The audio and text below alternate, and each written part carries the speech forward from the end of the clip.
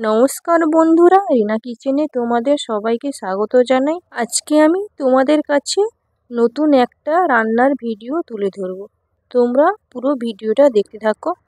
আজকে আমি তোমাদের রান্না করে দেখাবো ডিমের ভাপা কারি রেসিপি। প্রথমে আমি একটা কৌটোতে তেল দিয়ে মাখিয়ে নেব। তেল দিয়ে মাখিয়ে নেওয়ার পর ডিম ফাটিয়ে দিয়ে দেবো। এখানে আমি 4টা ডিম ফাটিয়ে দিয়ে দিচ্ছি। তারপর পরিমাণ মতো লবণ হলুদ দিয়ে ভালো করে মিশিয়ে নেব। ভালো করে মিশিয়ে নিয়েছি। এবার আমি কড়াইতে জল দিয়ে দেব। তারপর একটা স্ট্যান্ড বসিয়ে ডিমটি ভাপে বসিয়ে দেব। আমি এখানে 20 মিনিটের মতো ভাপে বসিয়েছিলাম।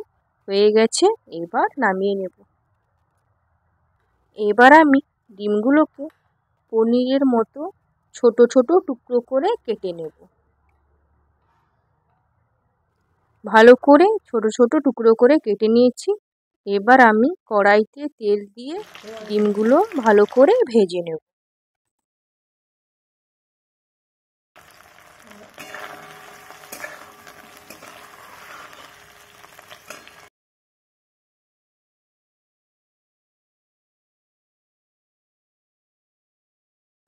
ডিমগুলো আমি লাল লাল করে ভেজে নিয়েছি। এবার নামিয়ে নেব। সেই ডিম ভাজা তেলে আমি এলাচ, লবঙ্গ ও দারচিনি দিয়ে দেব। তারপর একটু হলুদ দিয়ে আদা বাটা দিয়ে দেব। তারপর আমি পেঁয়াজ বাটা দিয়ে দেব। এবার আমি মশলা বাটা জল দিয়ে দেব। তারপর টমেটো কুচি দিয়ে দেব। এরপর আমি হলুদ গুঁড়ো, লঙ্কার গুঁড়ো, জিরে গুঁড়ো ও কাশ্মীরি লাল লঙ্কার গুঁড়ো দিয়ে দেব। পরিমাণ মতো লবণ দিয়ে আমি মশলাটা ভালো করে কষিয়ে নেব। যতক্ষণ মশলা থেকে তেল না ছাড়ছে ভালো করে কষাতে থাকবো।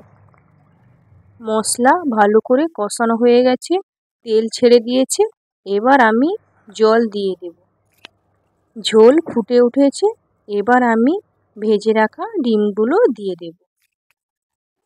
এবার আমি কিছুক্ষণ ফুটিয়ে নেব।